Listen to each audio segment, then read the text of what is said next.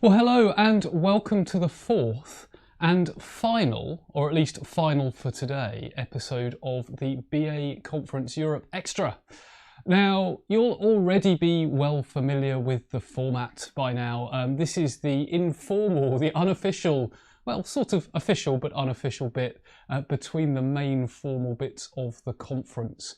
It's being streamed live to YouTube, so you can access it if you're at the conference.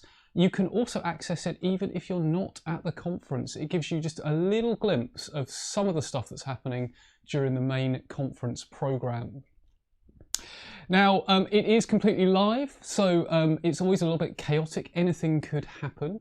We've got interviews, comments from guests, competitions, and more. Which brings me to the first item I wanted to mention. Throughout all of the programs, we have a competition running. Now, how would you like to win a free ticket, a free 2-day ticket, to the Business Analysis Conference Europe 2021? Just imagine being guaranteed a ticket without having to write a business case, without having to put a request for funding in, without having to wrestle with your procurement team to get a purchase order issued or whatever. Well, you could do that. And all you need to do to have a chance of winning that ticket, which is worth around or over £1,000, is get on social media. You know, start tweeting away, put updates on LinkedIn using the hashtag BA2020. Any update with a photo will particularly get our attention. That could be, some people are already sharing photos of themselves watching the BA conference. You might have a diagram or a set of notes that you've taken, anything like that. Be as creative as you like, and one lucky winner will win. Will win that free ticket. You can enter as many times as you like. So every time you tweet or put an update, that's an entry. So do make the most of that opportunity whilst you are watching this and watching the other episodes or the other parts of the conference. So on this episode, we have two exciting topics. We're going to kick off with a panel session where we'll be reflecting on some of the key themes from the conference itself. Now, I don't know about you, but I found that there are so many ideas. And, you know, obviously at the moment, none of us could have watched all of the sessions, but when the recordings are out, we can go and look at the sessions we've missed, the parallel sessions. But I'm really interested to know what themes are emerging, perhaps what we need to know about as practitioners, what things are changing, what things aren't changing. So we're going to start with a panel session, and then we are going to move on and end the session by talking about 21 tips to level up our BA brand. And we're going to go all the way to South Africa for that conversation. But our first panel session is very much on home turf, at least for those of us here in the UK. And I'm really pleased to say that we have with us today, we have Bindu Channaveerappa, who is a BA consultant at iPerceptions and a director at IIBA UK. We have Nick de Voil, who is a director at de Voil Consulting and also a former director at IIBA UK. And I like to think all good people are either directors or former directors of IIBA chapters. So Bindu and Nick, thank you very much for joining us. Fantastic. Okay, so what I thought we could do is start by talking about key themes, because there have been a range of sessions today on a whole diverse range of different topics, everything from workplace culture, communities of practice, digital business analysis, product ownership, data quality, event storming, RPA, and so much more. So I'm going to ask each of you, what themes have you particularly found are emerging for you from the conference? So Bindu, if we go to you first, what sort of themes are you starting to see? Thank you, Adrian. Thank you for the opportunity to share as well. What I have found the whole day is the overarching theme which was across all the systems, was being relevant. I think on one end of the spectrum, the sessions focused a lot on technology, whether it is data, AI, robotics, cybersecurity, cloud computing. Every session spoke about how BAs should require to kind of expand their skills to be more relevant so that we can perform in the new technology landscape. However, on the other end, there was a lot of emphasis on being human, understanding your strengths, your weaknesses. Thanks to robots for that, I think we don't have to be machines anymore. They are all here now. I think what I noticed both in keynotes and in the sessions, there was an emphasis on these human skills, especially interpersonal skills, understanding culture, empathy, creativity, ideation, critical thinking. In fact, I've made so much of notes. I think complex thinking and critical thinking and complex communication in sophisticated scenarios, identification of purposes, and the more important skill was to learn and unlearn. That is the shift we all have to make. And I think this was the same theme even at the 4th edition of the business analysis book that Debbie and James hosted. They are making the profession more relevant, and hence this update. I think along with all the themes, what you mentioned underneath, the overall arching theme for me was being relevant to the current times. So being relevant and that human side, because everything that's been automated will be automated, but the thing that can't be automated is the empathy, the rapport, the human side. So building on those sorts of themes. So fantastic. Thanks, Bindu.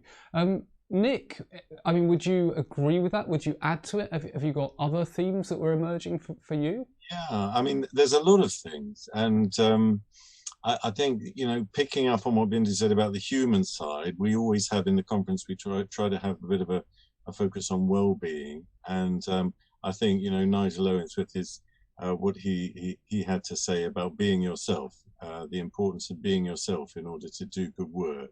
That was really powerful, and I expect we'll see a little bit more around well-being and you know, how to bring your whole self to work and so on. Digital, obviously, I mean, you know, you both mentioned that. Obviously, we've got a track which is explicitly about digital. I've got the privilege of being the track leader for that, along with Ian Richards. And we've had some great talks already today, and I'm looking forward to some more tomorrow. But digital has come up a lot in the other tracks as well. I mean, I was listening to a great talk by Katarzyna Newbert about digital business analysis, and is it the same or is it different? And that's actually, you know, that overlaps a little bit with what I'm going to talk about in my session tomorrow, but I'm trying to keep it separate. And another theme that's come out, which is particularly of interest to me, is a little bit off the wall. There's been a bit of a discussion going on about the importance of anthropology and related. Yes, Zara did a blog, didn't she? That's right. Zara Sheldrake, who some people will know from previous conferences, although she's not here this time. She did a great post on LinkedIn about this, and it's come up today. Suzanne Robertson's been talking about, you know, studying people's behavior in order to understand their shared values and shared beliefs. You know, it came up in Dave Snowden as well. So, so to me, that's really interesting, because that's something I'm really keen on. But there's so much, yeah, so much, and diverse topics there, from sort of digital to anthropology. Sure. And well, actually, now I say those words next to each other, I'm wondering what would digital anthropology be like if it were a thing. So there's something to ponder. So everything from digital to the human side to RPA. So lots and lots of themes emerging, and complexity and those sorts of things as well. So I suppose the next question is, and well, actually, we'll stick with Nick for this one. Then we'll go back to you, Bindu. But what do you think needs to change? Like for us as BAs, what new skills do we perhaps need, or what new things need to be on our radar? Well, I mean, yeah, I do think that whole thing about anthropology is interesting, but that's maybe something for another time. I think also, I mean, I attended an excellent talk by a guy called Adrian Reed earlier. Oh no, not that guy.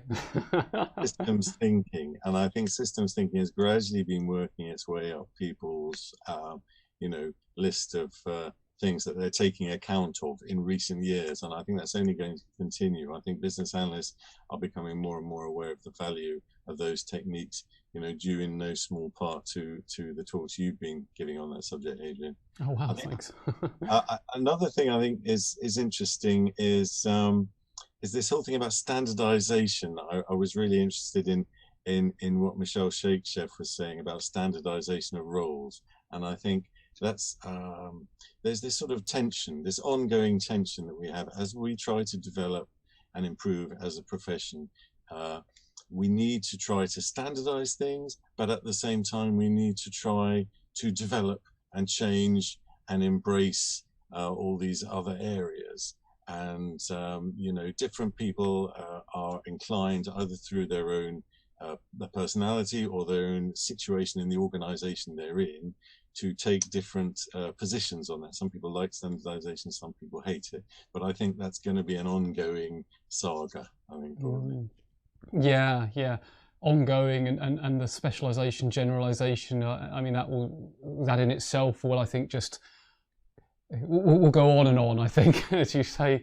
So okay, Bindu, any thoughts to add about what's changing? I think let me first address your question by saying, Adrian, what has not changed? And that is adaptability of business analysts. I think that is still on the top for me on my list.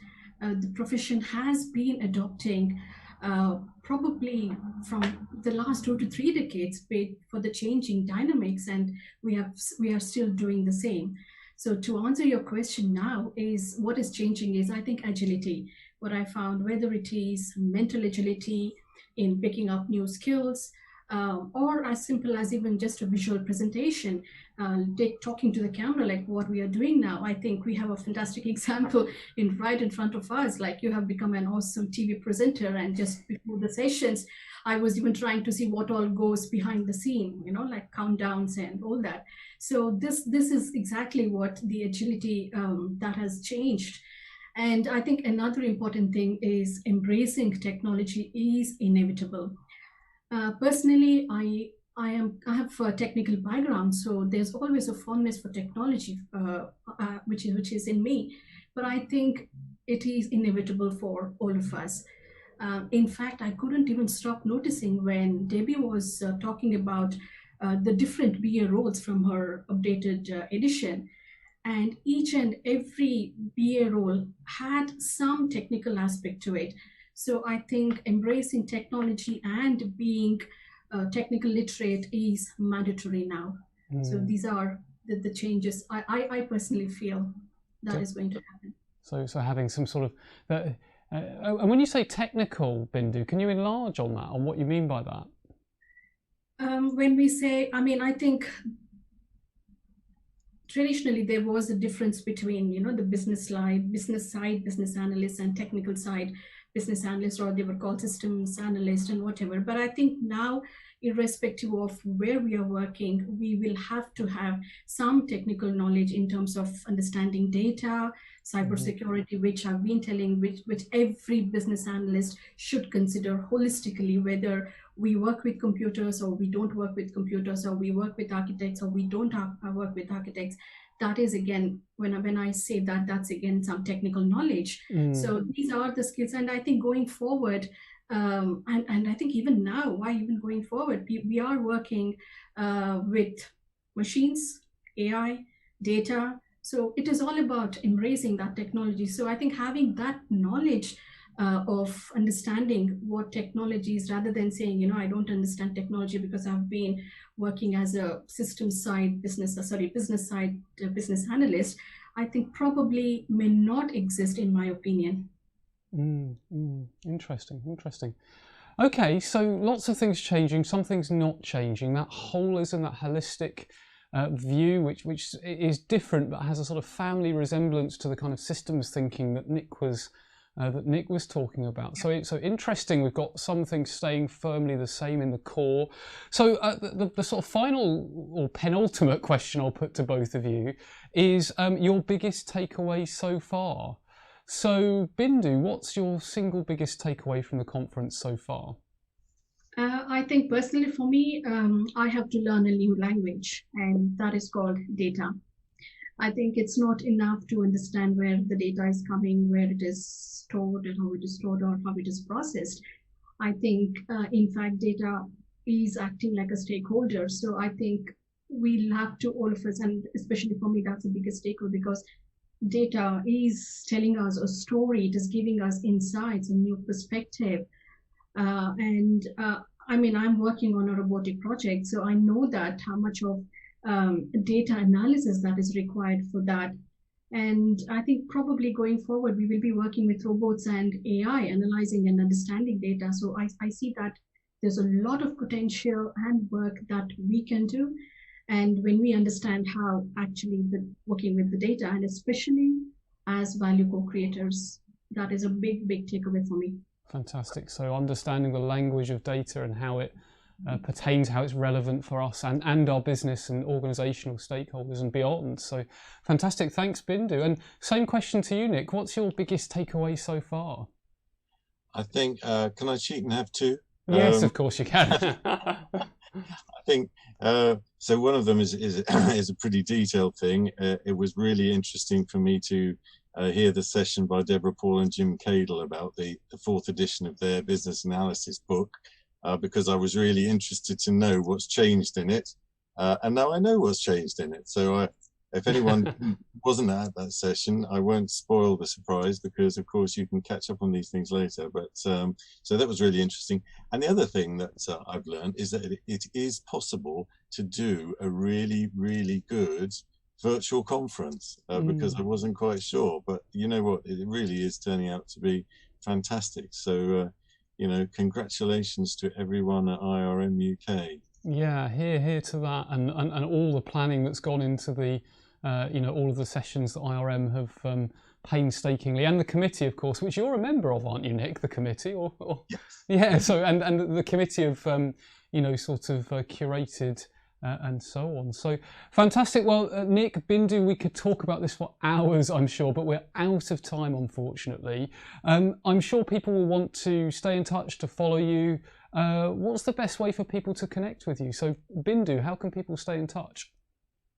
I think obvious thing is the LinkedIn, where people can connect, and also on the IIBA UK events, we do that. So yeah, definitely on either of these platforms. Fantastic. So LinkedIn or IIBA UK. And Nick, best way for people to connect with you? LinkedIn, I'm very easy to find on there, and Twitter, I'm very easy to find on there as well. So it'd be great to hear from anyone who's listening. Fantastic. Well, thank you, Bindu. Thanks, Nick, for a really interesting chat. So enjoy the rest of your evening. Thank you, Adrian.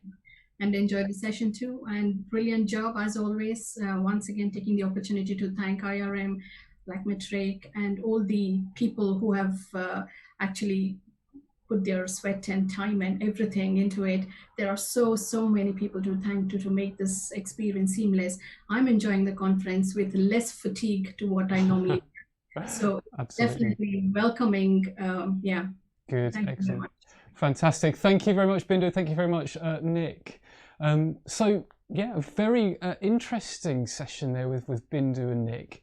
And if you're watching, whether you're watching this real time or on repeat, you might want to think about your own takeaways. What have you taken away so far? Perhaps you might want to tweet those with the hashtag BA2020, or pop them on LinkedIn and get a conversation going, because we'll all have slightly different perspectives, and it's almost like we all have a piece of the puzzle, but maybe between us we have enough of the puzzle to make some kind of sense out of it.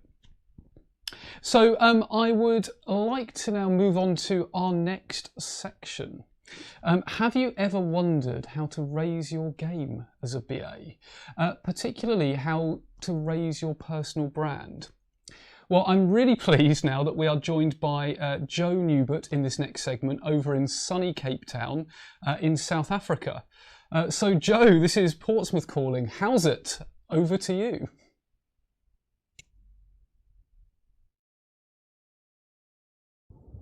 How's it, Adrian? And good afternoon to all of you tuning in. Thank you for having me on BA Fringe. I'm delighted to be talking with you today. I'm coming to you from Cape Town, South Africa, from on top of Table Mountain, no less, one of the new 7 wonders of the world. That's Robben Island behind me over there, where Nelson Mandela spent 18 of the 27 years he served in prison. But I'm not here to give you a tourism tour. I'm here to share some ideas to help you reach your summit. In case you missed my session this morning, I shared a series of steps to help you mind your competency gap. We covered a logical process so you can put together a professional development plan to achieve your big, hairy career goal. And it blended a golden thread of personal branding too. Because as business analysts, we often default to logical reasoning, but people don't make rational decisions. They act according to their emotions. And that's important to acknowledge, because your career is actually defined by other people. Your next opportunity, your job promotion, your salary increases, all of it signed off by other people.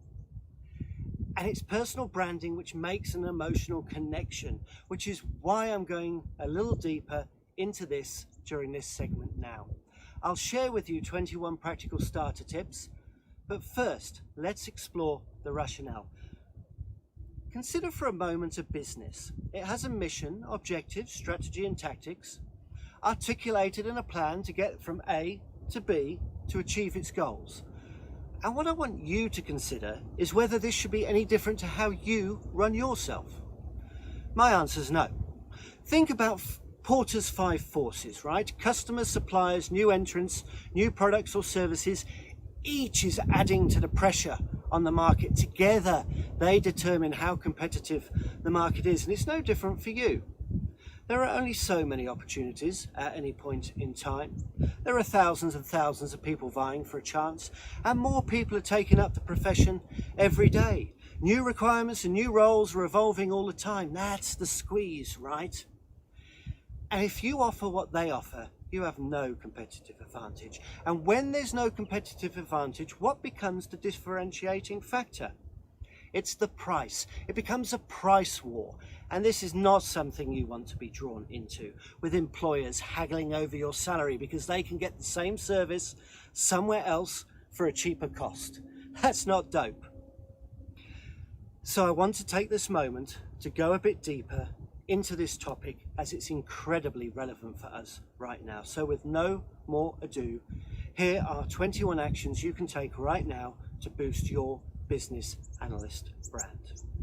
Number 1, stop wearing stress as your defining badge of project honor. Everybody's super busy in deep work. Find a locus of control that you want to be known for. Number 2, commit just 20 minutes each day to your work on your career marketing. And by the end of the month, these coffee breaks will have given you a whole day extra over your peers. Number 3, I'm going to be stuck for fingers before we get to the end of this. Number 3, define and refine your value proposition. Practice your elevator pitch. Consistency and confidence will get your message across. Number 4, define short and long-term career goals, because without a plan, you're gambling on hope for making it to where you want to get to. Number 5, ask for 360-degree feedback from your clients and colleagues, and use these moments as an opportunity to build rapport and get to know what they value. For number 6, we're going to take a page out of Marcus Buckingham's book, First Break All the Rules, because by ignoring weaknesses that aren't impeding our delivery and aren't upsetting anybody is a helpful thing to do. And instead, for number 7, we're going to focus on our top strengths and make them stronger, because this is where we're going to get the most return for our efforts. Number 8, you need to explore the knowledge, skills and abilities needed for your next role, because getting a detailed understanding of what's needed and what's expected is crucial. Number 9, determine your competency skills gaps. It's the only basis from which you can springboard to this next level. Number 10, create a development plan to plan your way forward, because without a plan, it's still up here, it's still just an idea. Number 11, regularly catalogue projects, challenges, wins and track the ROI you give. This is powerful evidence that grabs the attention of people, and when we leave it until later, you can forget the good stuff. Number 12, give your professional profile a personal branding makeover. Don't use a default template and waste your first impression by sharing your personal details. Number 13, grade your assignments and sign up for some higher complexity projects. Stretch goals will help you extend your capability and reach. Number 14, meet face to face with your customers and colleagues. Being present will remind people of you and keep you front of mind. Number 15, seize project tasks and events as brand building opportunities. Every interaction you have is a chance to show and sell, for people to experience your story. Number 16, build a strong professional network and stay in touch. Don't only show up on rainy days when you need some help, ask how you can support them too. Number 17, request to work with colleagues and industry experts. Collaborating with the right people will help you do some amazing and innovative things. Number 18, get a mentor and a coach or two. Become a mentor or a coach. Whatever side of that table you're sitting on, it's a great place to grow. Number 19, Google yourself and refine how you show up on the web. Own the real estate and design how your intellectual property features in the results. Number 20, update your social network profiles to reflect your brand. Create a style sheet and develop a visual identity that reflects who you are. And finally, number 21, evolve in response to your growth, your passions and market shifts. Review and make the changes required to remain relevant. There you have them, my 21 quick starter tips to blend into your best work, to set you apart.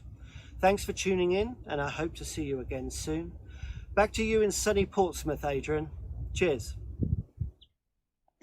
Fantastic. Thank you very much, Joe. Absolute pleasure to have you on the show as always. So that brings us to the very end of episode 4 of the first day of BA Conference Europe Extra. I do hope you've enjoyed the little bits of extra that we've added, the scrappy bits around the edge. When I say the scrappy bits, I mean me, of course. The speakers have been outstanding. And I hope you'll tune in tomorrow. We've got 4 more sessions, 4 more episodes for you tomorrow. We're back early before the official conference starts at 8:30. So set your calendars now. Come join us at 8:30. And remember, if you've got colleagues who can't attend the BA conference for any reason, send them the YouTube link. Let them see just a little bit over the fence, and hopefully they can glean some useful insight. But until 8:30 tomorrow, enjoy your evening and see you again soon at the BA Conference Europe Extra.